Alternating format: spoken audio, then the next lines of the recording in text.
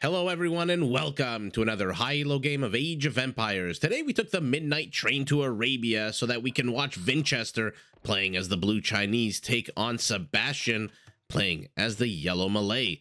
Now while the players herd their herdables, explore their immediate surroundings, and try to go up to Feudal as fast as possible, let's take a look at the respective Civ matchup we'll be watching today. Now the Chinese are an overall well-rounded civilization whose economic bonuses and strong tech tree mean a player has basically a lot of options on how he or she wants to crush their enemies. To start with, all technologies get progressively cheaper, all the way up to 30% cheaper in Imperial. Chinese farms start with 10% more food. Their town centers support 10 population space compared to the usual 5. And you do hit the ground running. If you notice in the beginning, you start every game with 3 extra villagers. But unfortunately, because you get extra villagers, you start with no food and 50 less wood. Now, to help defend your Chinese settlement against any kind of raids, these town centers come with an extra line of sight so that you have more time to see the enemy approach and garrison your villagers. Chinese walls and towers, by the way, can also be upgraded to get 30% more HP. Now, on the field of battle, Chinese can field all top-of-the-line infantry, although without the supplies upgrade, be prepared to pay a little bit more for your champions. Their foot archers and skirmishers are also quite strong, especially if you mix in their unique unit, the Chukanu. This is a foot archer that fires multiple arrows that can be upgraded to get even more attack. And while their cavalry line is, in my opinion, nothing to really write home about, Chinese siege can be a pain in the ass to deal with, since their scorpions can be upgraded to get a massive plus for attack. Now, opposing the Chinese in yellow, we've got Sebastian playing as the Malay, primarily a naval civilization, but one that does come with a few late-game land features that can be potentially incredibly powerful. Now, first, Malay battle elephants do become progressively cheaper starting in Castle, all the way up to 40% cheaper in Imperial. Second, their militia line units can be upgraded to cost only food, no gold. So remember, while the Malay don't have champions, this upgrade, when combined with supplies, essentially turns their two-handed swordsman into a fairly cheap trash unit that costs a measly 65 food. Lastly, if you want to raid your opponent in the later stages of the game, you can turn to the unique unit of the Malay, the Karambit Warrior. This is an incredibly cheap, super fast, but overall kind of weak infantry unit that basically takes up half a population space. So, for example, if you have 20 of them, they only take up 10 population room. Now, in order to help you advance to the next age, to get those late game features and characteristics and discounts as fast as possible, the Malay do advance to the next age 66% faster than normal. That's 2/3 faster than normal, which basically means you can either rush up to the next stage, or if you prefer to focus on your economic macro for a while, want to, put your feet up, grab a beer, take a bit more of a relaxed approach to the game, you can catch up to your opponents fairly quickly. Let's take a look at the bases where the teams, the players have spawned, not exactly teams in a 1v1. Sebastian base completely open to the side facing his opponent. The north, the west, and the south all open. The east also going to be very hard for him to wall off if he decides to do so. Primary gold incredibly exposed on a hilltop, could make mining this very annoying. And primary stone as well, incredibly exposed, although secondary gold nice and tucked away in the back. Vinchester, let's take a look at him. Completely open to the south, the west, and quite honestly, the east, despite the fact that there's a little clump of forest here. Where are his primary resources? Okay, gold nice and secure in the back. Primary stone, though, very much exposed in the forward position. So overall, I would give this a very, very small advantage here to Vinchester, not because of the base, but only because of this gold being in the backwards position, whereas his opponent, Sebastian, the gold is very much in the forward position on a hill. Like I said, makes mining this a little bit more annoying. But for now, Sebastian, the one being the pressure putter, let's put it like that, the aggressive player on the map. 2 militias, a scout trying to come in, do something. So far, absolutely nothing accomplished. These militias not exactly the strongest unit, despite having one of the cockiest swaggers in the game and one of the cockiest non-move animations where they just hang out. If he stops moving, we'll get to see. Basically, what they do is they take their club and they bash it into their palm, basically saying, we can't wait to to get things going here and to bash some skulls in. Unfortunately for them, they only attack on a massive 4, which means these villagers should be nice and safe since they also attack on a 3. Continuing to try to break into this palisade. So far, Vinchester being the first one to reach. Feudal, on the back of the extra 3 Chinese villagers, immediately plops down a barracks. We'll see whether he decides to go military structures or whether he decides to go the more economic market blacksmith. We're now completing a house. Sebastian, a minute away from Feudal, deciding not to wall off his base, deciding instead to create a funnel here where any of Vinchester's units who try to get into his base have to take some town center fire. Low-grade melee action still continuing here. Finally, a spear out of Vinchester will be able to shoo away these militias, although now he's getting double-teamed. One militia dies, had very low HP. Scout escapes. Let's see what Vinchester has actually seen of his opponent's base. Oh my goodness, only now at the 11-minute mark of the game, 10.5-minute mark of the game, discovering where his opponent is, although also discovering this this stock of gold here to the front. We'll see if he decides to put any pressure on that. Should definitely try at least. That is a very exposed gold mine, although now he sees that there is a archery range being built by his opponent. Okay, we're going military structures here for our blue Chinese, who is trying to get that archery range up, but no, the militia being annoying, blocking the construction site. Basically the most use that militia has gotten the entire game. We'll follow him. I'll see if I can show you that very cocky non-move animation. Yellow dot streaming across the map, and a spearman probably will join up with this scout. Although take a look at the HP on the scout, 1 HP. Yeah, that scout needs to go home ASAP or just continue exploring out on the map. Be very careful not to lose it. A stiff breeze will basically kill that scout, rendering him completely useless. This militia discovers the wood line here to the back. Discovers where the primary gold is for his opponent. And now more and more yellow units are starting to stream across the map, and Archer reinforcing the spearman, although the spearman is now trapped in here with 2 villagers. Another loss here for Sebastian, who has 0 kills to his name. His opponent has 1 already. Militia chasing this skirmisher will take 1 volley of town center fire. Then Vinchester ungarrisons his villagers, so now the militia's safe. Can continue exploring, can continue seeing, can continue trying to attack this 1 stock of bamboo, but skirmishers should be able to get rid of him in due course. What are we reinforcing with? Archer units, skirmisher units, 4 skirmishers, 2 archers. This is an interesting force out of our yellow Malay, who is now also getting fletching. So we'll see that range and the attack on these guys go up by +1 in about 8 seconds. They have the hill advantage. Never a bad idea to engage into your opponent. There they are, +1/+1. Never a bad idea to engage into your opponent when you have the high ground, and always be careful when you've got the low ground. You do not want to take extra bonus damage. You do not want to deal less than the maximum potential damage you can, which is exactly what happens when you are on the low ground. Villager needs to get back to work. 1 idle for Vinchester as well. Blacksmith going up for him. Interesting that Vinchester chose to do a complete wall off here. This is a lot of investment in wood, although the house is obviously not a bad investment at all. Is there a gap here, or I don't think probably not. And now the safe enclosure here that protected the villagers against the melee units like the militia and the scout is basically a kill zone when the ranged units get here, because oh no, they managed to get a scout. This is a lot of skirmishers out of our Malay. 9 skirmishers, an archer, a 10th skirmisher reinforcing here.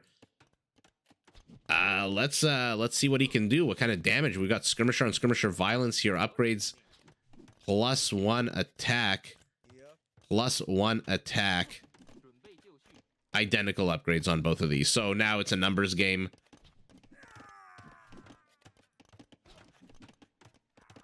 Wow. Okay. Continuing to fire at each other, although they do have good armor. They do have very little attack.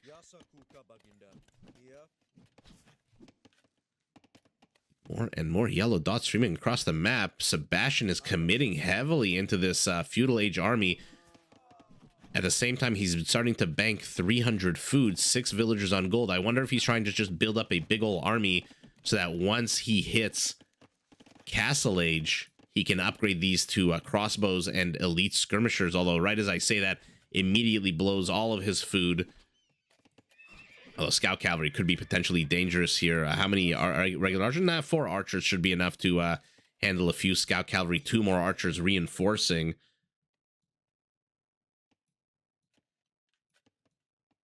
Okay, let's take a look at what these players are doing. For now, circling each other. For now, continuing to just be annoying and tickle away at each other's, I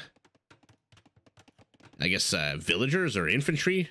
Although blue, what does he see? Does he actually see the reinforcements with this outpost? It's an interestingly placed outpost because you do get to see the reinforcements, although not super duper early. 14 units, 8 units, now 4. Okay, let's see if the scout cavalry does change the dynamics of what is going to happen here. Oh, sorry guys, I think my my my hand hit the microphone, which is why you may have heard a little clunk there.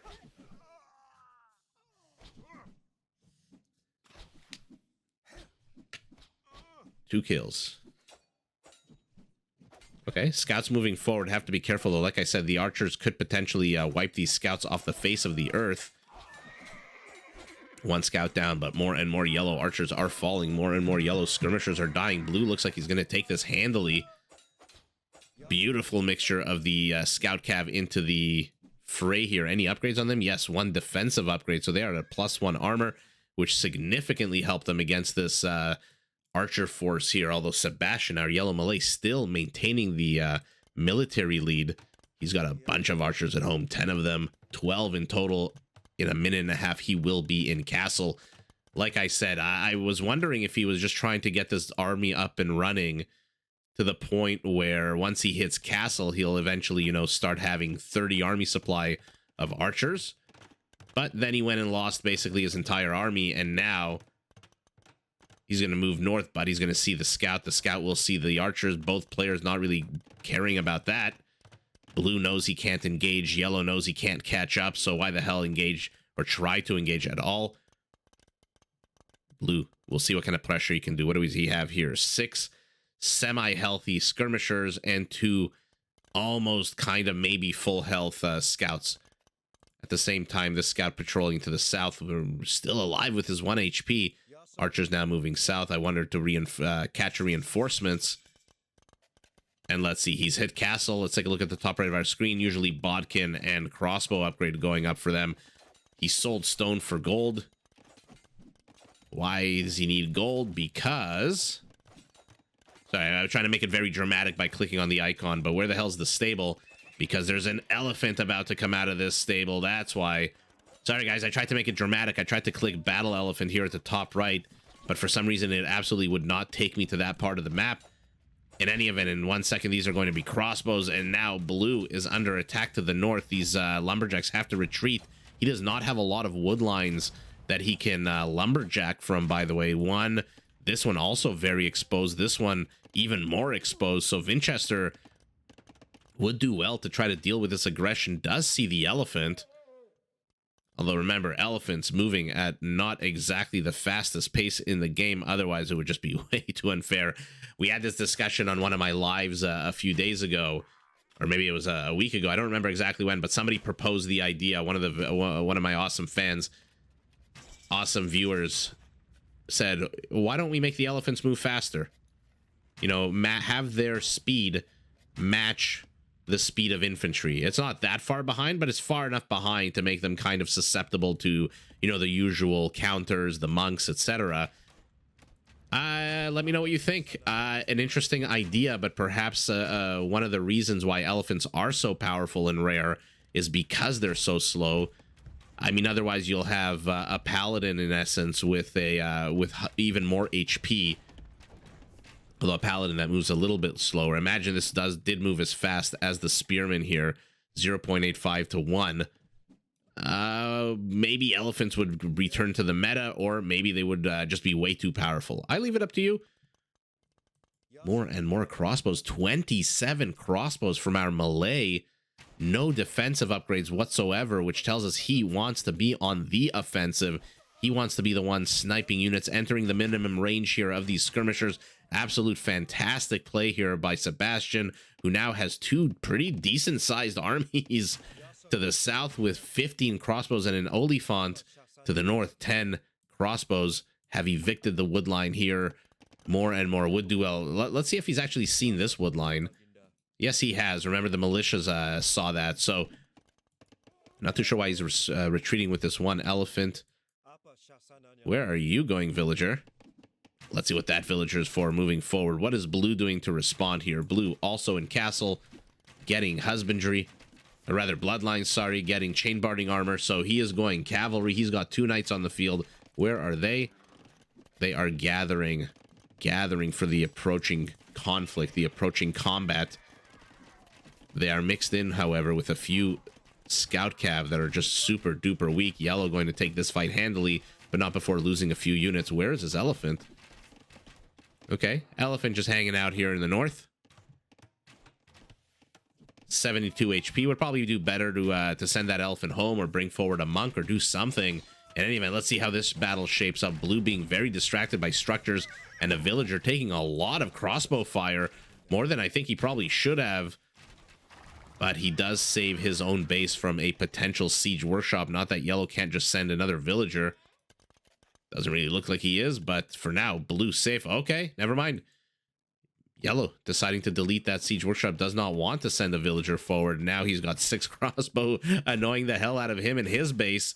It's a game of annoyance, these crossbows, these ranged units. Let's see how many villagers he can get here.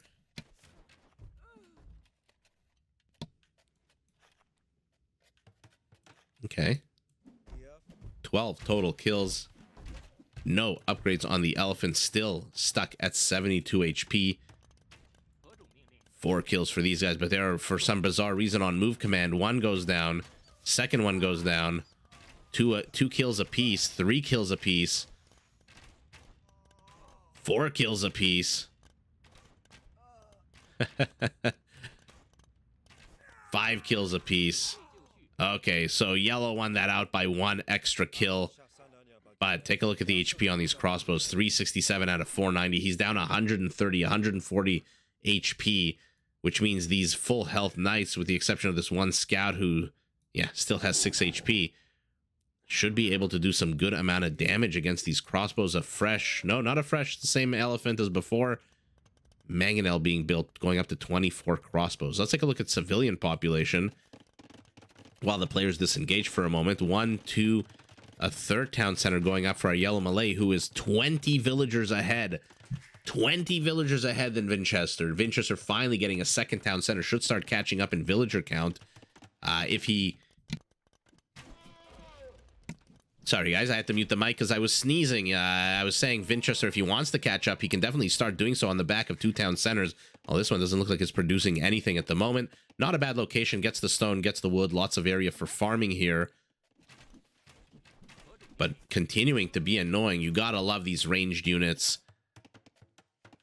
Not exactly the game-ending damage you'd like to see, especially when you've got a bunch of melee units out on the map. Although they're about to get cornered here.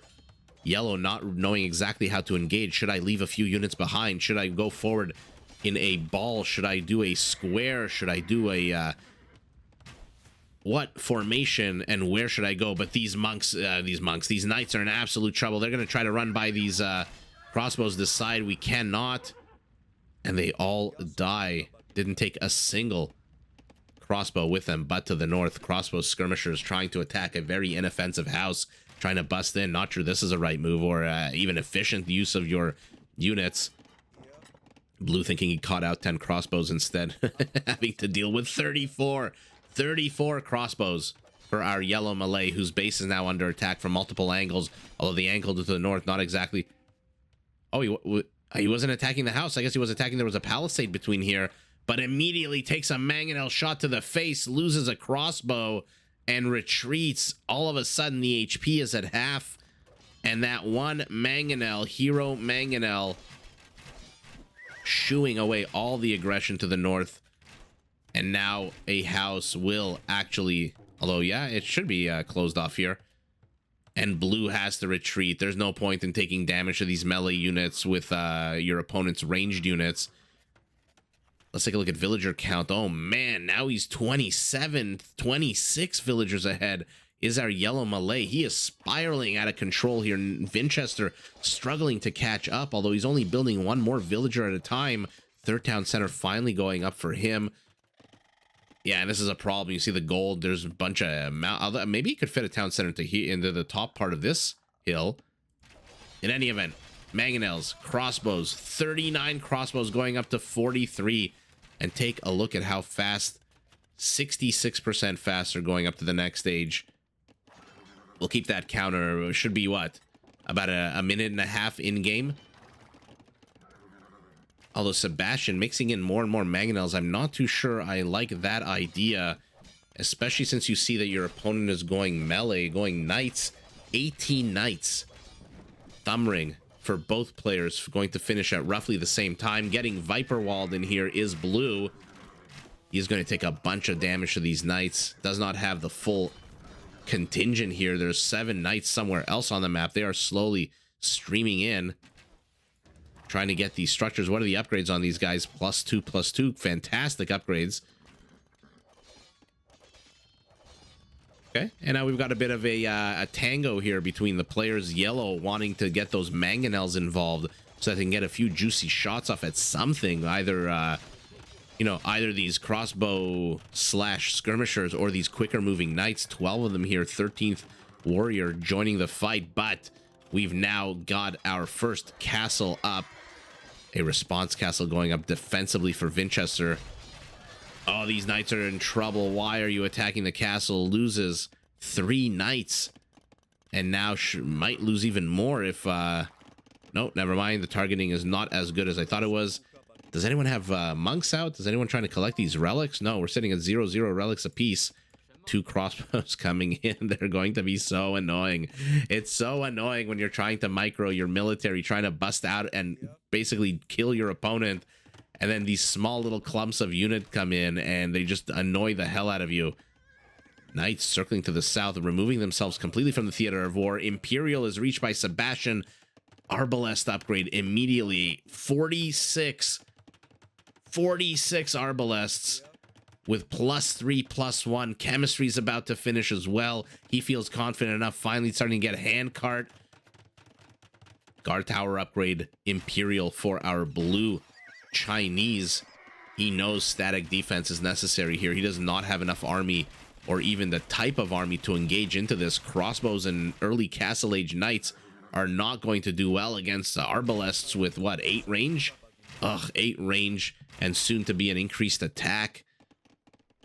More and more blue dots. I wonder if blue here would be better served trying to snipe some reinforcements. You know, these little clumps of 2 units. 2 units. Definitely could have sniped these mangonels if he wanted to. His outpost no longer here, so he absolutely does not see, although these houses should give him vision now of the mangonel. Okay, he's streaming north. Okay, is he going to try to snipe the mangoes? No, yellow with enough game sense. My god, are these guys injured, though. 400 HP down. And in 50 seconds... our blue Chinese will also be... There we go. Starting to snipe off reinforcements. This is a fantastic use of these knights. I think he could probably get that trebuchet if he wanted to.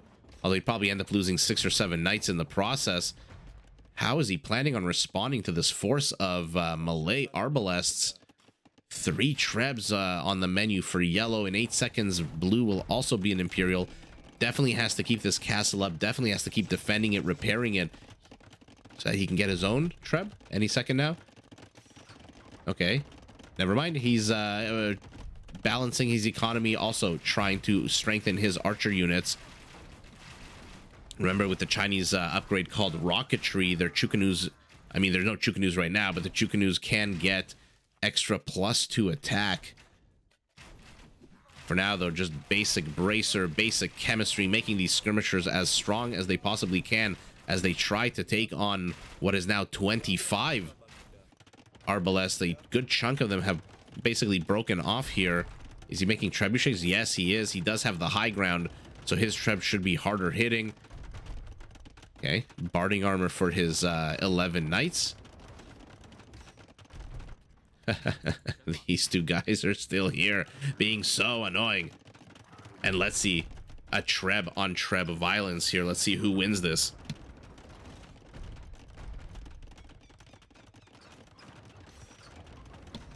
A third Treb making its way from the south, but crossbows defending this one. Not too sure that is the best unit to defend. Where are his knights? Put them in the castle at least. If you're not going to use them, at least put them in the castle to start healing them up. Okay, I mean, blue is doing a decent job of keeping yellow from pushing in too far. He's repairing this castle in the center. He's got his own trebuchets out, which means that yellow has to be very careful. Loses a bombard cannon. That is a complete waste of resources. Oh man, I think he got one shot off at the Treb. The Treb survived, got repaired, and in come the Knights. Let's see what he decides to do with them. They are bruised. They are battered. He's trying to wall using houses. Will he get it? No, he should be able to get at least one trebuchet, right? A little bit of hesitation there at the end. Let's see how many he does end up getting. And now Yellow's castle falls. Yellow losing all his Trebs, his castle. I shouldn't say all his Trebs. There is still one more, which no doubt will die. Oh, man. Those high ground Trebs out of our blue Chinese. Although, where the hell are you going with this one? Turn around, turn around, turn around. You do not want 38 Arbalests shooting at you. So that is a dead Treb. Not too sure where that Treb thought it was going. 3 town centers apiece. 1 castle for each player. The original, the OG castles they each built. But now army supply 39 to 51. Sebastian going very heavily on the villager count. 141 going up to 143. He's got more elephants in production. Remember, now in Imperial, these are 30% off, and he's upgraded them to elite. You can tell because they have that amazing chain between their tusks.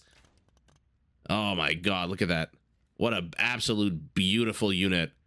We'll see if it can make any kind of difference here. For now, the in my opinion, the strongest thing that Yellow has on the field is obviously his 51, 53 Arbalests. I don't think they should be too afraid of these elite skirmishers at all. In the quantity that he has, he's doing a fantastic job microing. All of these guys are not firing at just the same unit, as though, although right as I say that, they immediately start all firing at the same unit. One Arbalest shooing away, returning the favor, saying, hey, you annoyed the hell out of me with 2 crossbows here all game. I'm going to just take 1 Arbalest and make sure you don't get any more stone. Oh, God, for some reason, Vinchester continues to leave his Trebs in unpacked mode, and they are just getting sniped by these Arbalests. Not sure, you could probably continue sniping that one. We've got an amazing ranged on ranged war here. Arbalest, Blast Furnace, Conscription, Iron Casting. So, upgrades being researched for everyone. Elite Battle Elephants with a massive 300 HP are going to absolutely eviscerate these light cav that are coming forth from the Chinese. Although the Chinese light cav focusing their attention mostly on villagers until all the villagers are gone, does manage to get 2 elephants. Although at a 40% discount, getting 2 elephants is not exactly the win you want. Iron Casting, Husbandry, Light Cavalry, Elite Skirmisher upgrade. Yellow is just stocking up, loading up. Blue, by the way, 20 minutes ago was down 27 villagers. Now he's ahead. Yellow apparently lost way too many villagers here in this gold pile. Knocked down to 125. Oh man, these chunky boys in a second. Oh man, 11 of them here. Army supplies now almost identical. Arbalests for both players. Let's see how upgrades stack up. Identical upgrades, identical stats on these guys, but one side has 3,000 HP of elephants, the other side has light cavalry. We know how that song ends. That song and dance. Outpost being attacked by no fewer than 10 light cav, immediately sees that there's a flanking movement. Does Yellow. We'll see how he decides to respond. Moving his villager back, building more and more outposts. These are fantastic spotting outposts, by the way. This outpost should see these cavalry.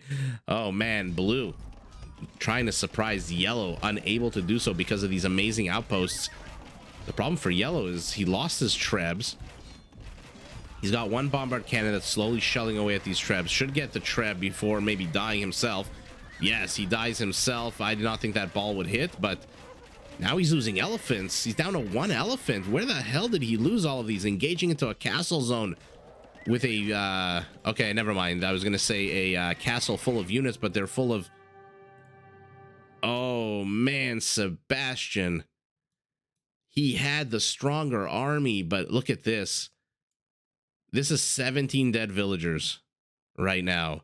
Completely undefended. No way to escape home. Look how far away they are from home. This is Villager No Way Home movie. No way that these villagers can survive. I do want to take a look and see how exactly he lost 15 elite battle elephants. Now remember, one thing I will point out. Take a look at the top right of your screen.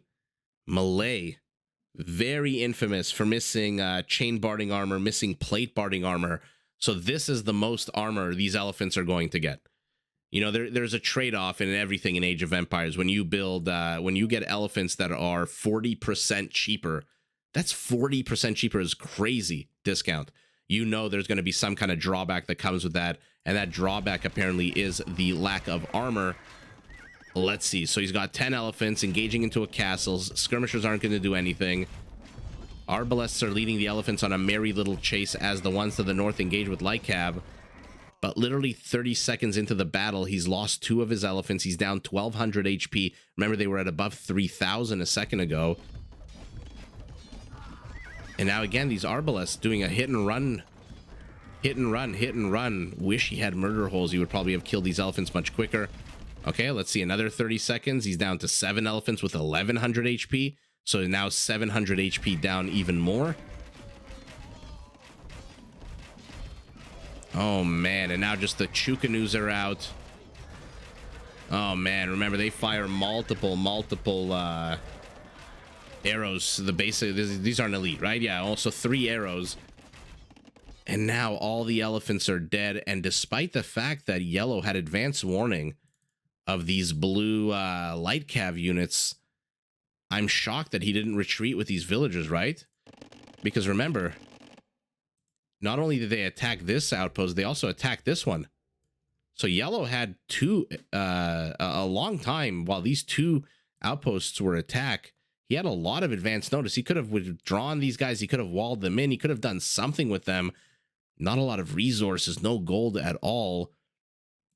Instead decides to continue mining wood. Maybe he was focused so much on this battle here. Wow, an absolutely impressive game here out of Vinchester. Down the whole game, basically, in villager count and army count, but managing to pull out a victory here by getting rid of the 15 elite battle elephants, leaving his opponent without any kind of gold, about to lose, what do we say, 19 villagers. I'm sure he's going to see these 2, 17 on this wood line, 2 on here. Look at this wood line. Yeah, yellow basically has run out of gold. He's got 160 gold. He's got a mine here. That is very, very few villagers, only 10. This wood pile is gone. After this, he's going to have to relocate to the north, but look at the distance.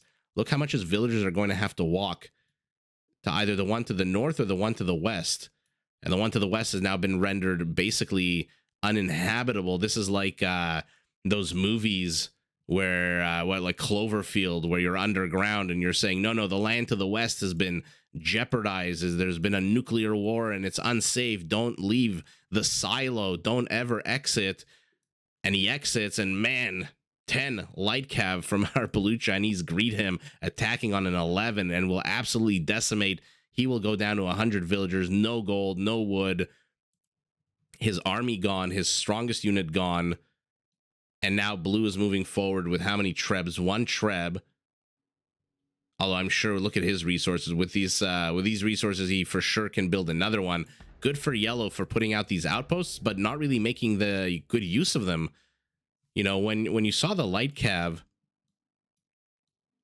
all the way over here and here, why did you not retreat with your villagers? Why did you not reinforce, or maybe move even further away from your base to make sure that, you know, these light cav wouldn't find you? In any event, though, let's take a look at the stats. We've got 99 skirmishers to 149 arbalests. Wow, look at that high HP on both players. and not at the 8-second mark of the game either. 35-minute mark, 46-minute mark. Fantastic APM. Archer micro, always fun to watch.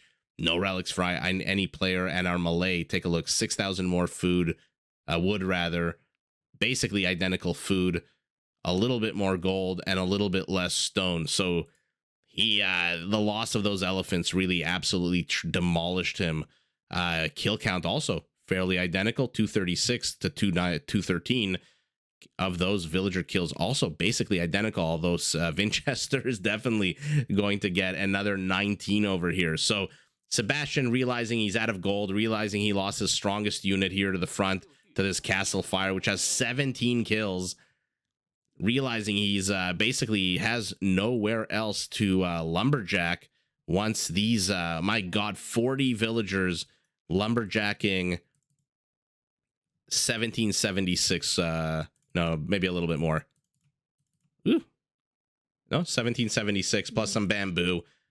So realizing that these villagers are not going to be able to last out here much longer, we'll have to move them all the way up north or all the way east. Both the areas not exactly ideal, incredibly far. No wood, no gold means GG for Sebastian.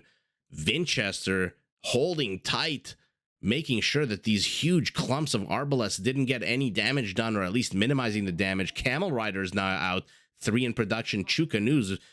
Vinchester starting to get the ball rolling. Like I said, the Chinese incredibly well-rounded civ, incredibly powerful bonuses, means the tech players, or not tech players, but players can have 1,000,001 options of how to go tech. And take a look at his production tab. Arbalest, Light Cav, Chucanu, Camel, Skirmisher, Monk, Treb, literally anything and everything. The only thing he's missing is units out of a siege workshop and a barracks. And that's basically it. Vinchester taking the big W here, holding on tight, but GG to both players. Did you enjoy this video? Check out these other clips and make sure to subscribe and enable notifications so that you're notified of my latest uploads.